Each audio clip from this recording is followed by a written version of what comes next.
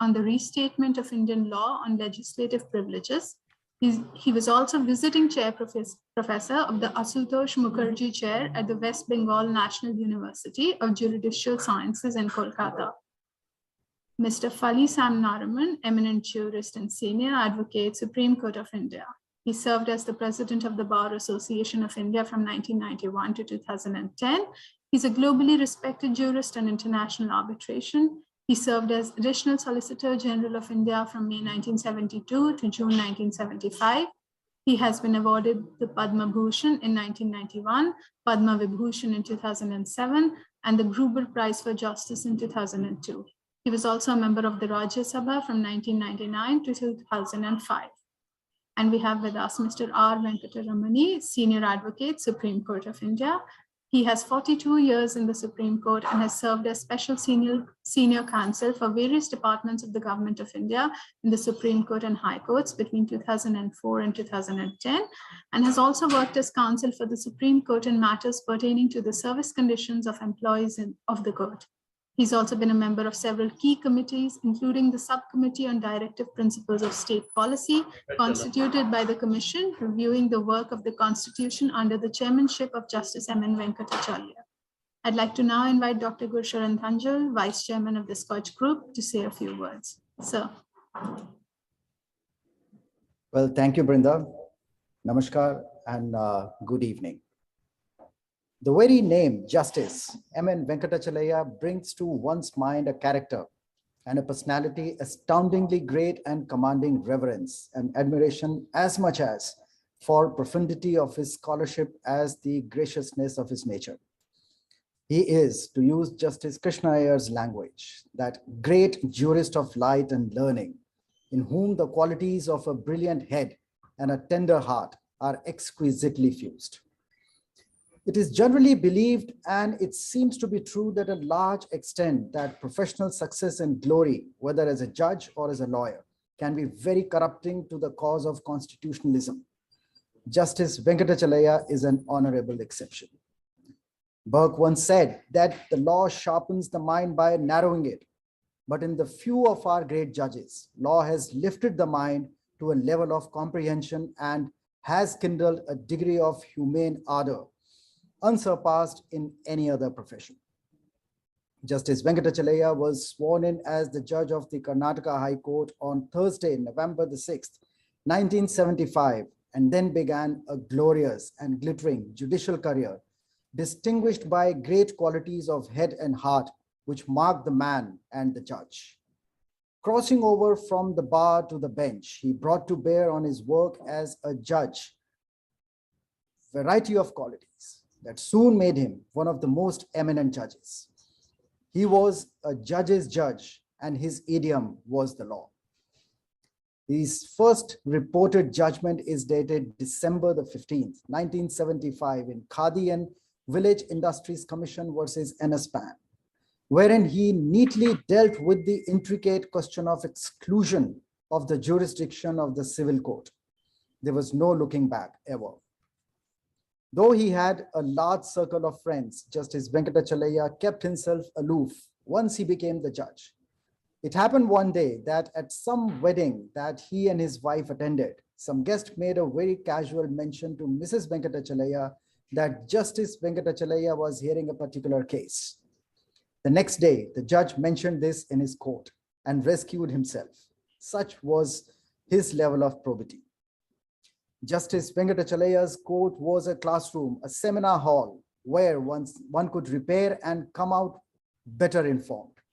A judge's scholarship and knowledge should help initiate a steer, a debate and discussion. A case before him meant a discussion about the fundamentals. No less a counsel than Mr. Fali Nariman himself, who is with us today, when he was free, would sit in Justice Venkatachaliyah's court in the Supreme Court to watch and absorb. Justice R.V. Ravindran describes him as a walking encyclopedia on law, and Mr. D.R. Karthikeyan as the man with full of grace and competence and scholarship, very independent, who maintained the integrity of office really high. Dr. Vivek Debroy says that there have been many chief justices who fade away after retirement. Justice Venkatachaliah certainly has not faded away. He still remains very active at this age of 93 years. Justice Ravindran further says his house is an open house. He himself calls it a free legal aid clinic.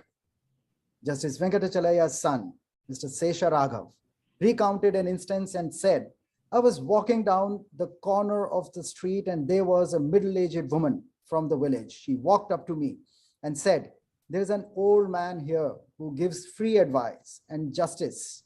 Where is he and where can I meet up with him? Such has been his connect on the eve of his elevation to the Supreme Court, where the then law minister, Mr. Shiv Shankar, met him at a wedding reception. And he said, the Prime Minister must also know whom he is appointing. And as a procedure, you should call on the Prime Minister. Justice Venkatachaliah said, I'm sorry, but I'm not in the habit of calling or meeting anyone, leave alone the Prime Minister with whom I have no work. He was cautioned that I might be putting my appointment at stake. So shall I convey this to the Prime Minister? Please do so. Do convey to the Prime Minister. Exactly the same words, said Justice Venkatachaliah. Rajiv Gandhi then sent for him and said that I am proud to be a Prime Minister of a country where there are still judges like this. Kindly announce his name today before he withdraws his consent. He is likened with a banyan tree that is completely selfless, stands under the heat, provides shade to others, and is not in the business of proclaiming its existence. It is indeed opposite to mention here that Mr. Nariman once said, addressing the bar at Bangalore in February 1993, when Justice Venkatachaliah became the Chief Justice of India, he said that he had had no occasion to appear before Venkatachaliah in the High Court. Venkatachaliah took his seat in the Supreme Court quietly and unobtrusively, but very soon one knew that a great judge had arrived. He went on to say that wherever Napoleon stood, that was the center of the battlefield. Wherever Venkatachaliah sat, that was the center of the court. On his becoming Chief Justice, the center was rightfully his. High tribute and so very well deserved. This is Justice M. N. Venkatachaliah, the man and the judge. And with this, I hand over the mic to the author of the book and our moderator for the day, Mr. Sudhish Pai. Good evening and namaskar. I have to stand in today for our good friend, Mr. Arvind Datar, whose mother-in-law passed away last evening and therefore is unable to be with us. I acknowledge all the efforts that Mr. Datar has put in to make this panel discussion what it would be. It is universally acknowledged that Chief Justice Venkatachaliah is a great judge and a great man. No lawyer, however junior, felt embarrassed in his court where good law was well administered. In the maze and labyrinth of adjudged cases, he walked with a firm step, holding aloft the torch of justice. The man is as great as the judge. He has mastery of language, understanding of the capabilities and limitations of institutions, learning in the law, and wisdom in life. Indeed, Mr. Nariman, speaking at the book release last year, said, to have known Justice Venkatachaliah is to have known the importance of true wisdom. I have had the privilege of knowing Justice Venkatachaliah for about 4 decades since my days as a law student. I have learned at his feet. He has set my imagination on fire and kindled in me interest in things beyond the mundane and the ordinary. This endeavor has been with the aim that the rich harvest of his life and work should not go ungathered. Of course, it is impossible to do justice to a man whom Justice Krishna had called the great jurist of light and learning, to put it in the confines of a book. But the endeavor has been to that extent, and it is my respectful tribute to a master who, in the beautiful words of Matthew Arnold, is the personification of sweetness and light. I am deeply beholden to the eminent panelists, and I would begin by quoting Justice Hidayatullah, who said, "There are judges and judges, and then there are great judges." I'm sure all of us are agreed that unquestionably Justice Venkatachaliah is a great judge. On this, may I have the response of each of you eminent panelists? So would Mr. Nariman respond or Mr. Venugopal respond? I leave it to you, the two seniors, to begin. You should. Yes. Thank you. Actually, by order of precedence, you should. Yeah. But certainly, thank you, Venu. Thank you. And thank you, Sudhish. I started my practice in the High Court of Bombay in November 1950, the year of the Constitution, and in the Supreme Court of India from May 1972. So it's exactly 50 years now. So exactly 50 years now, May 2022. But ever since then, though India has had a succession of Chief Justices since 1950, 48 in all, I am truly surprised that there is not any book other than this one, a great one, that expounds and expands on a former Chief Justice of India. There is not even one on great Chief Justices like, I believe, S.R. Das was, like Subbarao was, and like Venkatachaliah has been. I therefore applaud and commend Sudhish Pai for his original idea and the research, tremendous research that has gone into this excellent book. For singing praises of this judge, as we are doing today, it is because of Justice R.S. Pathak, who recommended his appointment as Judge of the Supreme Court of India when he was only number 2 in the Karnataka High Court. But, and this is very important, only after visiting that High Court, speaking to members of the bar and bench in Bangalore, and coming to the conclusion that he was fit material for the Supreme Court. Justice Gajendra Gadkar, Justice Hidayatullah, all good judges, have separately written their memoirs, but there has been no one like the spirited Sudhish to record their performances in court. It is only the assiduousness of my good friend Sudhish Pai which makes me say how fortunate Chief Justice Venkatachaliah is, because I believe that Dr. Johnson has found his Boswell. Justice Venkatachalah's tryst with justice has been not only in decision-making, but equally importantly in deportment in court. I recall one incident that has been an eye-opener for me. I recall sitting one day in court number 1 when a party in person was arguing his case. The party in person raised his voice and on one occasion shouted at the Chief Justice. Venkatachaliah, always calm, imperturbable, invariably polite, for once lost his cool. He shouted back. Then quickly realizing what he had done, a few moments later, he put down the case papers in his hand and said, "Mr. So-and-so, today is not the day when we will deal with your case. We will hear it when we are both in a better mood next week." How graceful, how gentlemanly, and how sporting. Because this judge truly believed that only then would justice be done. He had a penchant for justice, not just law, but justice. And that is why his judgment in the Union Carbide settlement case, an otherwise very disputed and critical case, is such a permanent record. According to me, speaking for the Constitution bench of 5 judges, he has clearly and authoritatively drawn a distinction between the two great concepts of law and justice. In that case, by upholding the constitutional validity and importance of Article 142. Justice Venkatachaliah has a great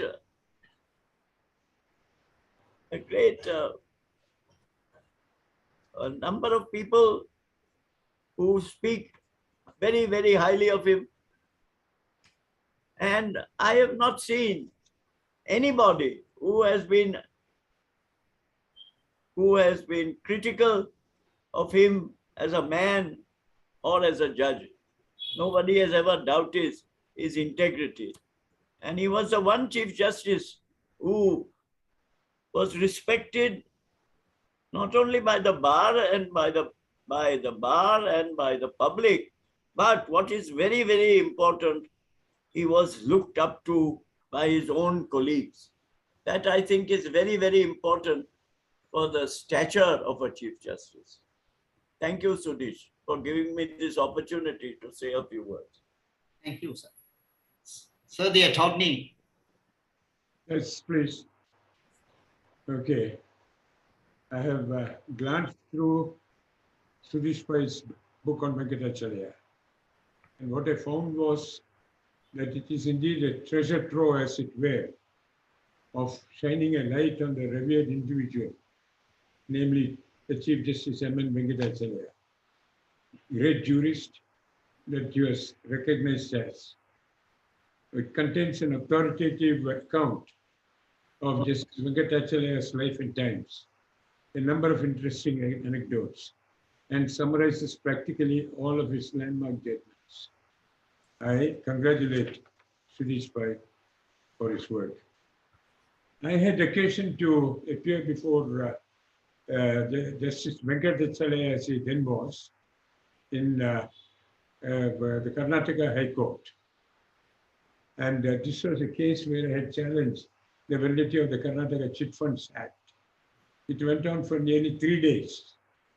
And I was not unhappy when I found that the validity of the act was upheld, because I had not expected anything different.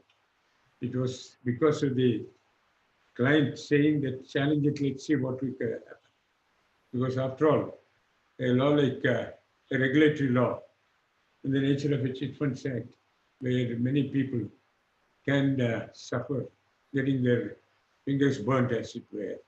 Therefore, it was not unexpected that the case should be decided against him. After that, when I came as Additional Solicitor General to New Delhi and settled down here, I had more than one occasion to appear before Justice Venkatachaliah as a puisne judge and as a Chief Justice. And I should say that so far as he is concerned, very difficult to find a judge as learned as he was. And he used to give us lectures from the bench in regard to various aspects of Constitution, and mostly citing US judgments. He had all these at his fingertips. He was indeed a great jurist, but he was also a highly spiritual person. And it was a pleasure to have appeared before him, to have known him, and I could mention any number of judgments which he has delivered, which are outstanding.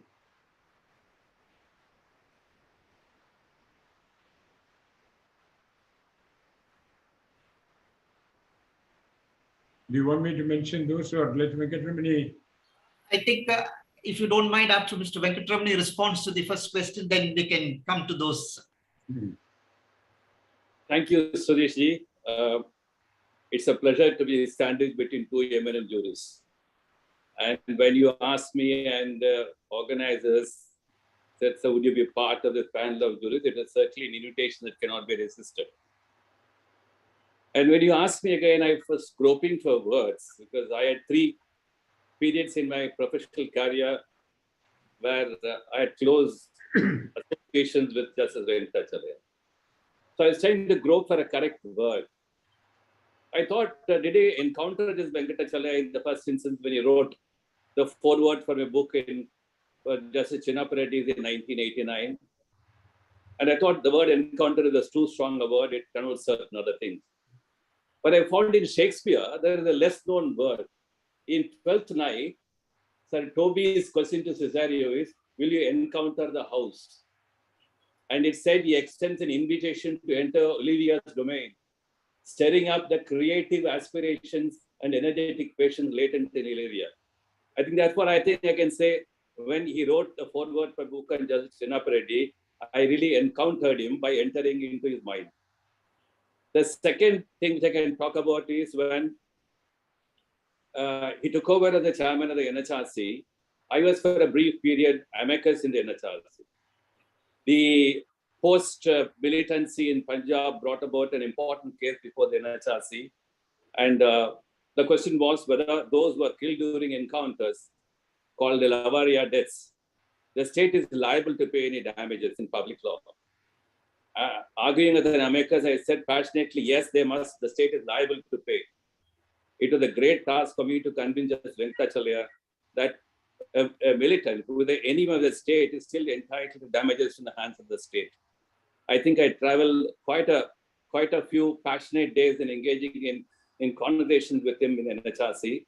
The matter subsequently traveled up to Supreme Court and ended after a long period of litigation where I think many of them got some damages.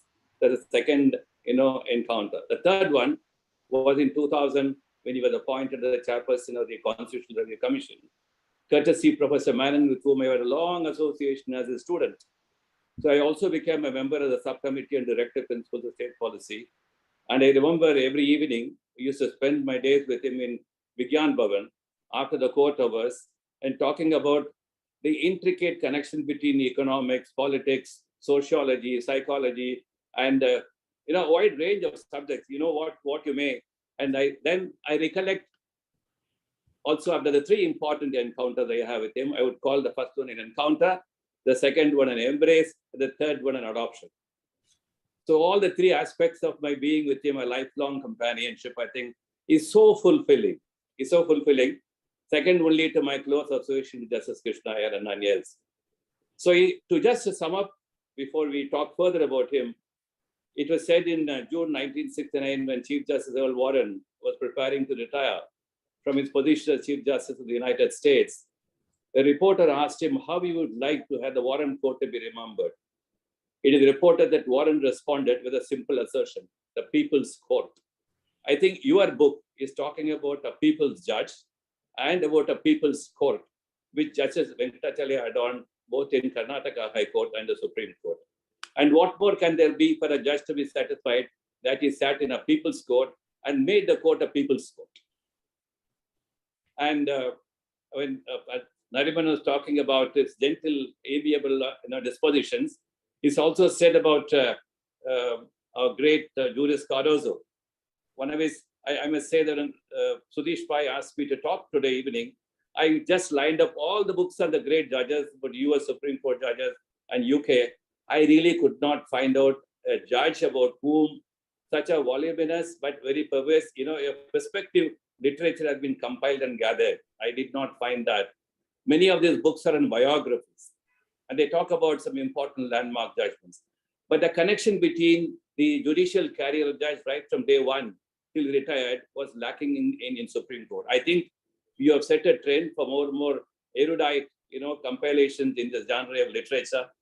And just to complete my initial narration, it was said about Cardozo that he had no enemies. Well, hardly any, because his personal style was conciliatory and not adversarial. And his gentleness, integrity, and generous nature are legendary. And in these respects, at least the legend is accurate. I think I should the same thing about Justice Venkatachaliah. Beyond that, I have so many personal moments. After my initial encounter at Chinnappa Reddy preface, I remember after I wrote the preface for Chinnappa Reddy's book, I sent a forward to Justice Chinnappa Reddy. I got a handwritten letter from Justice Chinnappa Reddy, which I preserved even today. He said, disregard an earlier preface written by another Supreme Court judge. Your book does not deserve that kind of a preface. This preface fits in well with your with your hard work put in Chinnapalli judgment. I must praise Justice Venkatachaliah for the time he has taken to to concur with me on some of his opinions by writing a very beautiful foreword. A foreword which runs in only 3-4 pages. So I'm really happy to be here today. I think probably we can say more and more things about Venkatachaliah. More about my personal life with him, I think we'll reserve for some other day. Thank you. Thank you. Mr. Venugopal wanted to refer to some of the cases that he had in mind.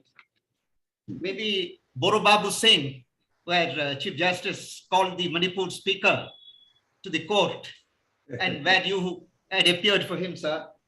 And the Babri Masjid also, where Dr. Borobabu Singh was the Speaker of the Manipur Legislative Assembly. And the Speaker believes that he is immune from the jurisdiction of the courts. And that is because the Constitution itself gives the Speaker a very special position. The courts are not entitled to interfere with the internal working of the Assembly. But nevertheless, he came to a situation where a notice was issued to him to appear before the court. He thought that it was totally inappropriate that the Supreme Court of India or any court should summon him. He refused. After 2 or 3 similar summons from the Supreme Court of India, from Chief Justice Venkatachaliah, Chief Justice of Venkatachaliah did not hesitate to direct the police to arrest him and bring him before the court. And at that stage, he came to me. So I told him, look, it's now a little too late. Therefore, having lost a case, having been asked to appear, you have no choice. And therefore, you have been, the police have been asked to bring you. And therefore, in those circumstances, come with me, leave it to me. The judge is not going to haul you up for contempt, though he had committed contempt. And therefore, at 2 p.m., the matter was fixed for hearing. Borobabu Singh appeared. I took him and made him sit next to me. When the Chief Justice and the bench assembled, all of us stood up. He looked round. He asked, is the speaker here? I said, yes, my lord. He said, very well, in which case I'll close the matter. He did not choose to take any action against, which he could have. But of course, I think he may have thought of the constitutional restraints also on the judiciary in hauling up a speaker. It would have perhaps resulted in a crisis. But I'm sure that Chief Justice Venkatachaliah would not have hesitated if the situation required that he should issue notice of contempt and convict him. And that's a Borobabu Singh case. But this was not for his work as speaker in the assembly. This was for his administrative side, heading the secretariat to the speaker, not for anything he did in the house, presiding over its deliberations. That's right. Then the next one, the Babri Masjid, was a case where I was appearing for Kalyan Singh, who was the Chief Minister of UP. And there is strong material which the Attorney General then, Milan Banerjee, produced before the court to say that they had secret reports showing that there would be an attempt to demolish the masjid. And they produced he appeared in court before Justice Venkatachaliah, as it then was, produced the material. But Shri Kalyan Singh filed an affidavit saying that he would have enough police force to protect the Babri Masjid. And based on the assurance in the affidavit, the matter was dropped by Justice Venkatachaliah. But I was having my lunch. I believe it was on a Sunday. And to my shock, I found people on top of the masjid with crowbars and pickaxes and so on, breaking the dome. And within 2 minutes, I got a call from the Justice Venkatachaliyah's secretary asking me to appear before him at his residence. And when I went there, there were a large number of reporters, photographers, and so on, and a little crowd of advocates. And Mr. Milan Banerjee also was there, and they asked me, they looked at me accusingly, and Justice Venkatachaliah, as he then was, he told me, you had assured us that nothing would happen, and see what is happening there in the television. I said, I did assure you. It is my client who has filed an affidavit to that effect. And if he has gone back upon that, then I can only hang my head in shame that this has happened. And I said that let this be stopped and let the bricks be put back quickly by the central government, so that by next morning, the Masjid Dome will be standing as it was before it was demolished. But Milan Banerjee said, no. He's now trying to pass on the buck and so on. And therefore nothing happened, and the Babri Masjid was unfortunately demolished. Now that is a position which happened there. And the sequel of that was Kalyan Singh was hauled up for contempt, and he was punished with what I thought was a rather mild punishment until the rising of the court. But all the big leaders were accused. And I had known Sri L.K. Advani from 1975 when I appeared in the Karnataka High Court, where he had been detained along with all the other leaders. And I had appeared for the person who became a railway minister later. And all of them were directed to be released. That is Sri Vajpayee, who was in house arrest in Delhi, and the others who were under arrest in the Bangalore court, because they were there when the emergency was declared. And though they were released then and there, the Sri A.N. Ray, who was then the Chief Justice, and everybody expected this. Without a single piece of paper, within an hour, the additional advocate general, Solicitor General, Sri V.P. Raman, mentioned it to him in open court. Manoj, look at this. Article 21 is suspended, and 19 is suspended, and the court has released his detainees. And without anything, A.N. Red said, stay the order, and that is what has happened. I appeared for L.K. Advani later on, and all of them were taken to Lucknow before the special judge, and they were all acquitted along with the caste service. And that's the history of the Babri Masjid. Mr. Nariman sir, would you say something about Ranjit Thakur's case, which is Justice Venkatachalya's first judgment in the Supreme Court 10 days after he took his seat there? Yes, yes. And you had also said what Dr. Janjal quoted, that wherever Napoleon stood, that was the center of the battlefield. Wherever Justice Venkatachalaya sat, that's the center of the court.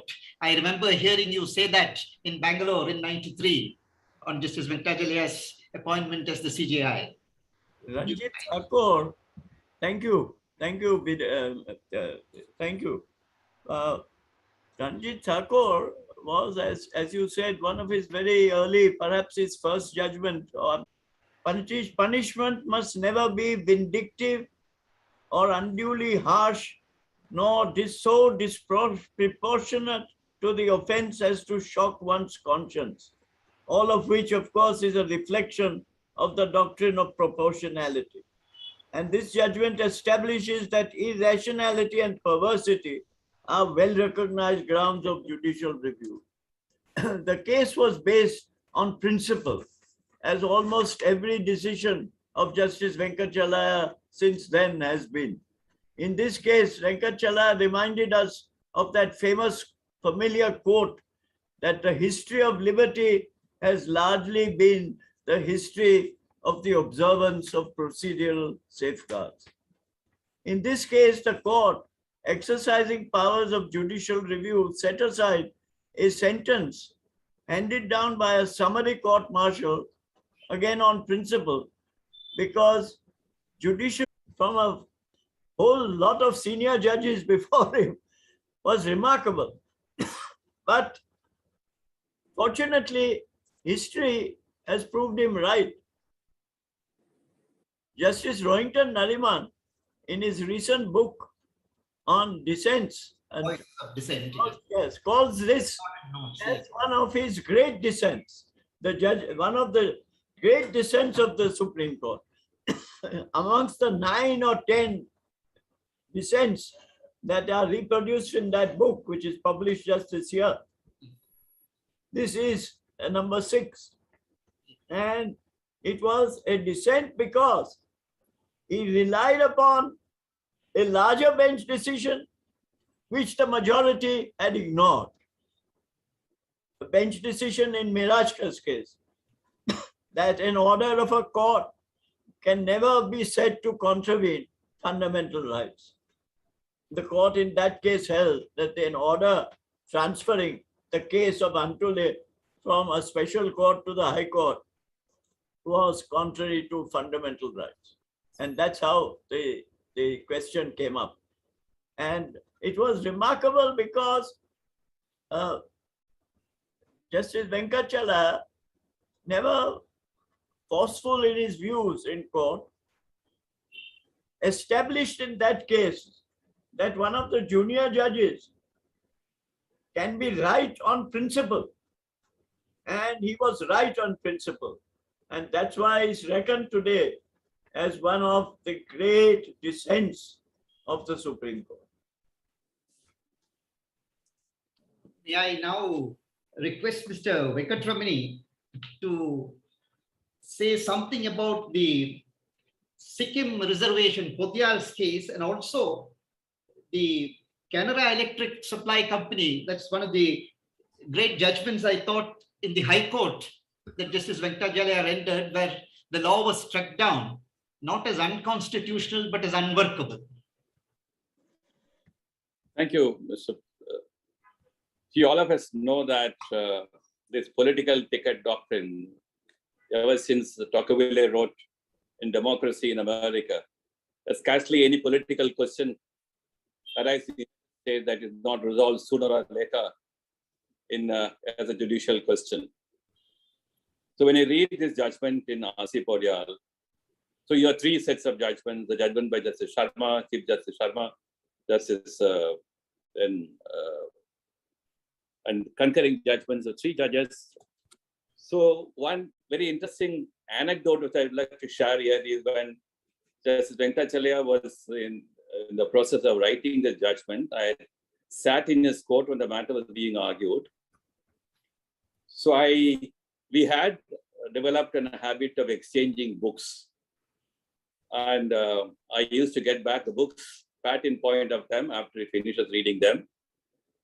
There were quite a number of exchange of books we had. And if you look into Podial's case, there's a reference to a book by an English writer called Rodney Brosier. And I had that book with me, and it was a coincidence that we were having a dialogue that evening, and I said, "Sir, can I send you this book?" He was going to be any assistance, and I sent the book. I found, to my great delight, that it was used in the judgment. And one important principle which I think which Venkatachaliah always had in mind when talking about constitutional law interpretation.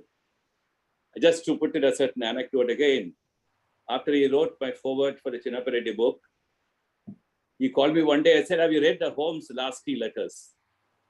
I said, "Sir, I have not read that." He got that book for me from the judge's library and said, "You must read it," particularly Frankfurter's very lengthy foreword for that book. And I did read that. And after that, I said, a habit of exchanging books began. So in the Holmes' Lasky letters, one of the discussions we had was about common law and the growth of common law. And he always said, "I think we still have not developed a jurisprudence of constitutional law in our country where the growth trajectory can be compared with the growth trajectory of common law in England." And can you tell me, can there be any difference between common law growth, and which is essentially in the context of statute, but as distinct from a constitutional law growth, to compare to what happened in the United States in 1789, Marbury was Madison, so on and so forth. I really could not find an answer to that. I thought it's a very, very involved issue, and it's for a full-length deliberation, and it went on like that.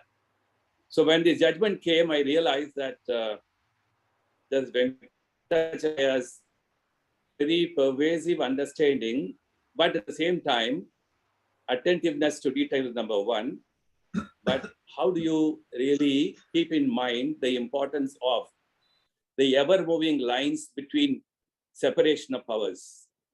I think R.C. Podial gives us a very important lesson. The separation of powers is not a fixed barrier, but an ever-moving line, carefully and creatively moved by judges as a particular occasion would demand, thereby protecting and preserving the creative dimensions of the separation of powers. Podial, I would call, is one such example. And you asked me to comment on that High Court judgment on Canara. Yes. Then I looked into the judgment and found out whether a law has been struck down by any court on the ground that the intractability of the language of the law is a reason. I couldn't really find any case where any court has struck it down on this ground. But I think it's a very important dimension that as one stint in the Law Commission, one of the questions that often we used to have discussion in the Law Commission was, how do you really make the language of a law tractable and the purpose of the law attainable? These are two important goals which a law should keep in mind. And very often you'll find that many of the legislations have lofty goals, but they're not attainable for a variety of reasons. Whether can a law be set aside or declared unconstitutional by only on the sole reason of intractability of a language, or the goal or the law object of the law is not attainable, I'm still not very sure. But I think it requires a very courageous judge to say, because ultimately the law is the purposeless law, why should it remain on the statute book? I think that's where probably Venkatachaliah picked up that understanding. I must really congratulate him for this very unique contribution and also an isolated judgment in the entire jurisprudence of statute on legislations. Very good. Nice. So it was said of Justice Frankfurter that his whole life was in a way a preparation for the Supreme Court, and his appointment had an aesthetically satisfying inevitability. Would we not be right in saying the same thing about Chief Justice Venkatachaliah? Attorney. Oh, I mean, I didn't catch your question. Do you mind repeating that? Yeah. I said, can it not be said of Justice Venkatachaliah as was said of Justice Felix Frankfurter, that his whole life was in a way a preparation for the Supreme Court, and his appointment had an aesthetically satisfying inevitability? No, it was very clear from the very beginning when he was in the High Court itself, where I had appeared before him, that he stood out as a person totally different from the other judges. He was a brilliant jurist and so learned that you could listen to him citing case after case, which you should have looked up, but the lawyers failed to do so. And not only that, there was an air of spirituality about it. And I remember I was president of the Supreme Court Bar Association on the day when he retired, and the practice was for the SCBA to host a tea for the Chief Justice who was retiring, or any judge of the Supreme Court was retiring. And when he entered the lawns for the with some other judges, I found a very large number of lawyers, senior lawyers, junior lawyers. They're practically queuing up to touch his feet, and not the practice of in the north of touching the knee. They're practically bending right down and touching his feet. Now, this I thought was very strange because this had never been seen in the case of any other judge. I've been here from as a regular practitioner from 1979, and this had never happened before. And this showed what a unique person Justice Venkatachaliah was. So, Nariman sir, your response to that? Yeah, you see what he speaks about, what the attorney just mentioned. Yes. Makes me recall that one could look upon him as a holy person on the bench. He had that aura of holiness, And that's why I said to you that it was very rare to find him losing his cool as a judge. On the contrary, he was always composed, properly oriented, he had the right reactions, and somehow, as Venkataramani just told us, whenever he had gained some knowledge of something, he would share it with the rest of the bar. That was one great thing. He never showed off. He never wanted to make people believe that he was far superior to everybody else. On the contrary, he would say, Mr. So-and-so, have you read this? And he would hand down the book to you. It's a gesture which I have not seen any Chief Justice or any judge in the Supreme Court do since my time. But he was one of the regulars who did that, as Venkataramani said. I mean, I never exchanged any book with him. I never sent him any book.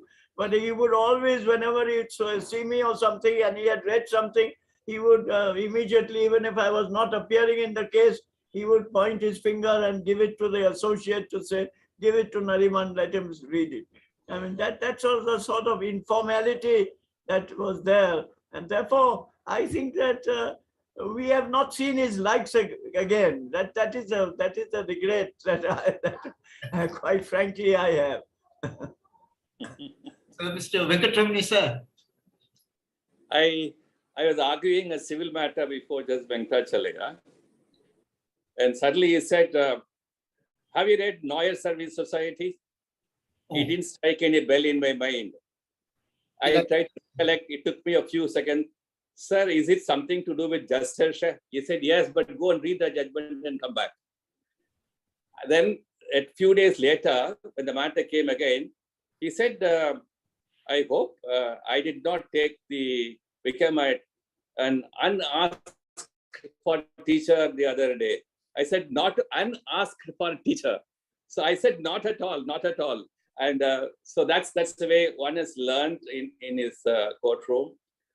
But so many personal anecdotes come to my mind. So soon after I wrote my book on Chinnappa, a very close senior advocate of ours met me in the corridors one day and said, Justice Venkatachaliah was asking me, is Venkataramani a Marxist? So I asked myself a question, writing a book on Chinnappa Reddy, have I become a Marxist?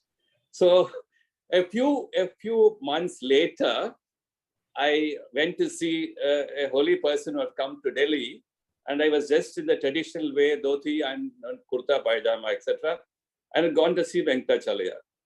So the person, one of the staff there, and went and told Venkatachaliah, some Pandit has come. So Venkatachaliah was wondering, who is that Pandit whom I never gave a time today? So when he saw me, he had a huge laugh. And then he told me, I really asked so-and-so, your friend, are you a Marxist? Now I know that you are not. So, and the humility part of it, tell you, one day, along with Krishna, I had gone to see him at his home in Bangalore. Look at his humility. Venkatachaliah simply prostrated before just Krishna and said, sir, I must salute you. Salute you because you were a hero in many sense. If you don't do it today, I think I'll be failing in humility. And capturing exactly the words which Venkatachaliah uttered. So look at his humility. So I think I'm really happy again to be today sharing a few of my what called honey drop anecdotes, if we put it like that, and Venkatachaliyah's great lifetime companionship. So would any one of you like to share any other personal experiences and anecdotes? I think Mr. Nariman and Mrs. Nariman traveled with Mr. and Mrs. Venkatachaliah abroad, the Indo-UK Legal Forum, the Indo-US Legal Forum to South America. And you did tell us some nice stories. I remember when you shared them with us. Yes, yes, I do remember. It was a great thing. And I particularly remember two facets of that trip.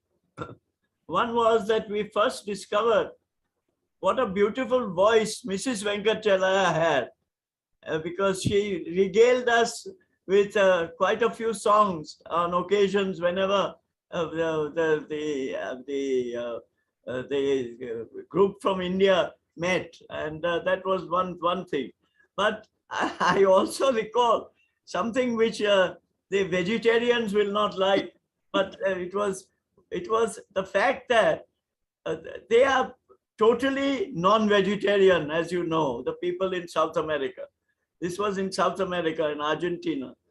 And we were all invited over the weekend to a farmhouse where there was to be lunch and a lot of entertainment and things of that sort. And we all enjoyed ourselves. We all went there. Venkatachaliah was also, I mean, he had a certain sense of fun. So he accompanied our Parekh, secretary of the Bar Association, in his car and came there. But the hosts apparently had carcasses of cows put outside as a sort of decoration, and they didn't think anything of it. And Venkatachaliah, poor fellow, he was most embarrassed. He said, shoo, I can't possibly get into this particular place. And then fortunately, Parekh had brought some Indian condiments, etc. And all of them sat in the car the whole afternoon and regaled themselves with some stories and some of the stuff that Parekh had brought. And he refused to come in. But that was one of the odd things that happened on this tour. But he was otherwise, I can tell you that the Chief Justice, like most Chief Justices, whenever they went abroad, he was a great sport. And he would participate in most of the events that took place. So, the attorney, sir, your experiences, personal anecdotes. Just as my memory has been fading, just like Fali Sam. And I remember after he retired, I had called on him in Bangalore at his house. Yeah. And he told me, and that's what I was just seeing in your book, that he was totally dedicated to the Kollur Mugambika temple. And his wish in life was to go and sit there and meditate before the goddess. And therefore he said he may do it. But I know that he had taken a lot of interest from what I'm just reading in the book about the Kollur Mugambika temple. And I'm sure, because he's listening now, I hope he remembers this, that he wanted to go and spend his time there for the rest of his life practically. But I remember another incident where I was part of a delegation in the English, that is India-British Forum. And we are supposed to go to the House of Parliament there, House of Commons. And when we went there, and this is what I've read here also in some other case, we were told that we had to be frisked because before entering the House of Commons, which is done to everybody. And Venkatachaliah and the Chief Justice, he was then a puisne judge, was prepared for that. But when Venkatachaliah said, no, in no circumstance would I be prepared to have myself frisked. And therefore, frisk means in the sense they would have used the handheld machine.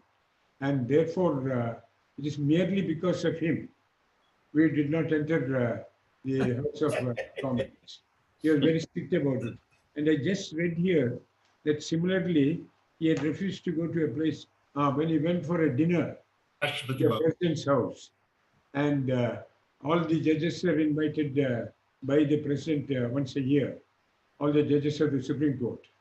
And when he wanted to enter, they said he has to be frisked. He said, no, there's no question about it. And he turned around and went back home. And finally, the president apologized to him when he heard about this and invited him for a private dinner. And that is Justice Venkatachaliah, a very great man indeed. So it's no doubt true that he is a great scholar in all branches of law, but people rightly ask for more than scholarship. At the end of the day, a judge is estimated in terms of his outlook and nature, as they say. Would each of you comment a word or so on that, sir? The outlook and nature of Justice Venkatachaliah, apart from the scholarship, which is, of course, universally recognized. See, he had that great quality, which I think that which is rare amongst judges and chief justices of either high courts or Supreme Court. I remember Chief Justice Chagla had that quality in Bombay, but I have not seen that in any other chief justice in Delhi. You see, as I said before, every judge looked up to him not only for his integrity, but for his scholarship. So when you look up to some person, then the response always is a sort of a benevolent response. That is to say, you become the guardian of the court, as it were. That is how the Chief Justice has to be reckoned. It is not only that he is first amongst all the judges. That's only what the Constitution says. But he is also the guardian of the values and the morals of the court. And therefore, I've rarely seen judges of the, because I've been practicing here from 1972, that regularly, and I've seen a whole host of chief justices. They were all very amiable, good people, but none of them had that spark of greatness which I saw in Venkatachaliah, and without flaunting that greatness, because you can also flaunt it, but he never flaunted it. He was always most respectful, most humble, etc., and genuinely humble. And that's what I greatly admired about it, He had a quality also of friendship amongst judges. I still recall that Justice Sharma and Justice Verma were also very great friends in court, very great friends. And yet, when it came to a decision in a court of law, like in Kyoto's case, Sharma for one reason, Verma for another reason, differed from Venkatachaliah. And there, Venkatachaliah, unlike in Antole's case, was a majority judge, and the minority, which was again a very good judgment of Sharma and Verma on the 10th schedule, ruled otherwise than the majority. So they didn't bother, and that didn't affect their friendship. That is one of the remarkable things. Because I still remember that when Justice Sharma retired and visited Delhi, he always stayed either with Justice Verma or Justice Venkatachaliah when he came back. And it was a very nice feeling to have that camaraderie on the bench as well. I think we are coming to the end of the session. Can I have just a short response from the attorney and Mr. Venkataramani also on this before we wind up, as the organizers are hinting to me that time is up. The main thing about it is that so far as Chief Justice Venkatachaliah was concerned, he was a great human being. And I remember a case which I don't know whether Fali will remember, where a very prominent retired judge of the Supreme Court of India had participated and given an opinion in a matter which later was taken up in the Bombay High Court. And this same judge was appointed as an arbitrator in that case. He should have recused himself, but he failed to do so. And the result was that the government came up and the government had a copy of this opinion and wanted to place it before the court. Yes. But told the party, Yeah. I won't allow this case to go on. You better agree to the matter going back to the Bombay High Court. Let it be argued on merits. Let's forget this arbitrary award. He could have decided that so far as the judge is concerned, the retired judge, he was guilty of a misconduct. Impropriety. Impropriety. And therefore, he refrained from doing so and saved the judge, as otherwise the judge would have been in very serious trouble. And I was in the case and I did not want the client to continue with this case. Client refused, but the Chief Justice Venkatachaliah told him, you better withdraw it, otherwise I'm going to take serious action against you as well. And therefore the matter was remitted back to the Bombay High Court. Yeah. He did all this because he did not want the judiciary to be exposed to this sort of toxicity. Justice was a watchword for it. Justice. Yes, yes, was done. Oh, justice. That's the greatness of the judge. Yeah. Yes. Good. Great. Yes. Mr. Venkataramani, sir, a last word from you. It's again maybe anecdotal. I think is given to very few blessed people to seamlessly connect the life of law and the laws of life. Venkatachaliah had that seamless connection. And just about 6.5 years ago in 2016, probably you know, and there's a book written by a person called Sri M, and was written his autobiography, born in a Muslim family, talking about his previous birth as a Hindu yogi and things like that. And the former king of Travancore, when I went to meet him, had asked me to read this book. And I picked up the book in Bangalore airport. I found just Venkatachaliyah's photograph somewhere in the middle. So after reading that book, I called just Venkatachaliah and said, sir, I just read this book. Can you tell me about your acquaintance with this very incredible autobiography? He said it needs a lot of time for me to talk about that. But I just left it there. But 2016, this gentleman, Sri M, had organized the Padayatra from Kanyakumari to Kashmir. And he did that in a grand way. And just Venkatachaliah came to Delhi. Along with him, myself, Mrs. Venkataramani, Venkatachaliah, and a few others walked somewhere from the southern part of Delhi, about 15 kilometers. Walked all the way.